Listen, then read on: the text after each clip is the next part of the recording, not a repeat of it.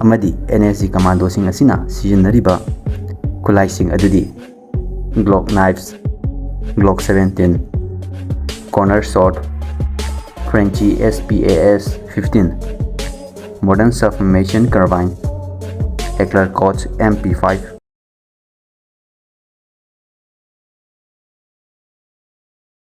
Ngasigi video simasu yamna nungaiba video ama oigani haina khalli madudi NSG Commando haina khangnaba lami makhal asigi matangda semjaba video ama khakni NSG haibadi National Security Guard haibani aduga masi Ministry of Home Affairs gi makhada layune amana Operation Blue Star 1st June dagi 8 June 1984 hariba matam asida Punjab ta laiba Golden Temple da tawkiba operation adugi laman khumbu oina 31st October 1984 da Batamadugi Prime Minister Werambi Indira Gandhi bu mahaki personal security sing macha ani khakna mahapu hatki tawduk asina maram odaga 22 September 1986 hariba matam asida NSG asibu parliament da ek ama oina pass tawki madudi the National Security Guard Act 1986 haina aduga form tawki bata 16 October 1984 hariba matam asidani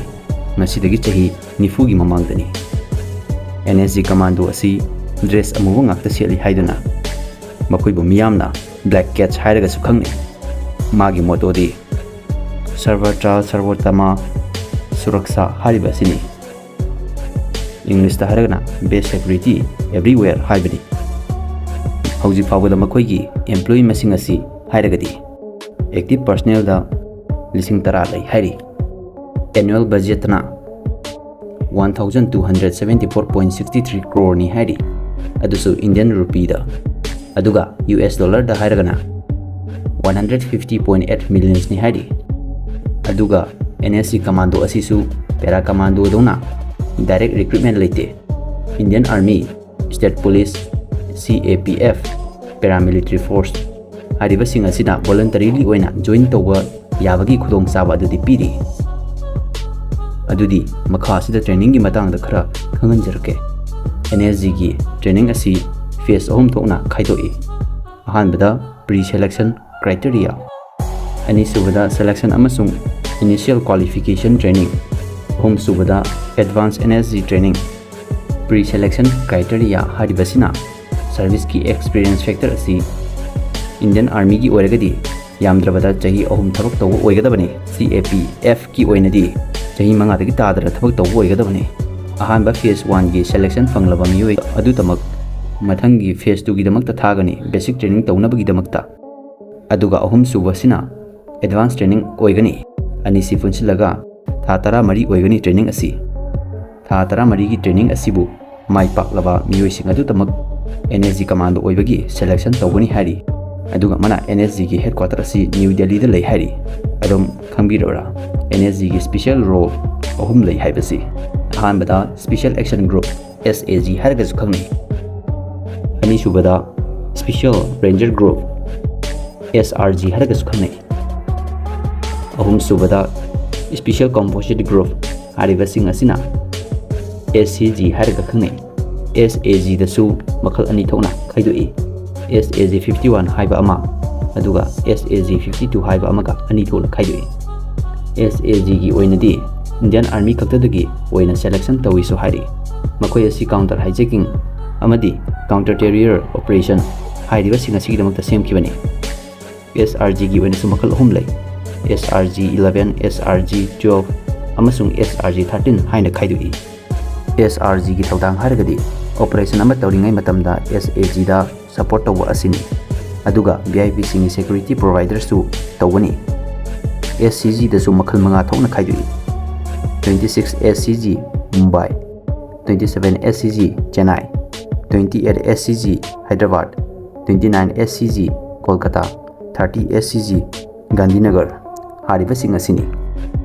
amadi NSG Commando sing asina sizinariba kulai sing adudi Glock knives, Glock 17, corner sword, Frenchy SPAS 15, modern submachine carbine, Heckler Koch MP5, FNP 90, SIG MPX Colt M4, AK-63 SIG SG 551, Beretta AR-7090, FNF 2000, FN Scar IWIX-95, Heckler Koch MSG-90, Heckler Koch P5G1 A1, Beretta Model 9 amadi M249 haribasing asini. Drone da hairagna Black Hornet Nano Extra haribasidi. Vehicle amasung transportation gi oinadi ama ani khaktamak panjaramge Maruti Suzuki Gypsy Ford F550 Super Duty Tactical Leather Truck haribasini. Amar personal carrier da Renault Serpa Light haribasini. Tata Harrier Extra haribasing asini. NSG na mai pakna pangthokiba lanfamsing adudi ama ani khak pallabada Black Thunder Aswamet Combat Mission in Jammu and Kashmir, Verza Sakti, Black Tornado haribasing asini. Makoigi regional groups na Chennai, Gandhinagar, Hyderabad, Kolkata, Mumbai haribung famsing asidani. NSG ki specific salaries hairagadi constable gi oinadi lising kun manga dagina lising ni fu fawo oi, head constable gi oinadi lising kuntra manga dagina lising yakai fawo oi hari, ASI gi oinadi lising ni fu dagina lising hu fu fawo ni, aduga SI gi oinadi lising yakai dagina lising hundra fawo ni so hari, inspector dana lising hu fu dagina lising mat fu fawo ni, assistant commandant gi oinadi lising hundra ga manga dagina la ama fawo ni hari. Tabu allowance yauragadi mi amaga amagasu amount manade magi experience skill asina singbagi makha pona magi salary singsu tongan lay. Aduga mana Ministry of Home Affairs na makhoibu establish tawkribasi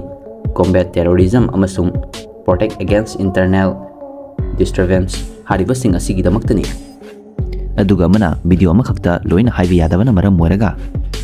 khara khaktamak khangatjaraga haijabani masigidamakta mayamna ngakpiyu. Mathangi video da kari video toksigi haibadu mayamna comment da haibiru. Nomaigi bu oirasu military gi matang da bu oirasu ama hekta haibiru.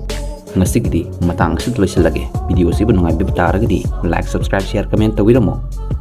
Eina haibada soikhiba amadi wathouba yaoragasu mayamna ngakpiyu.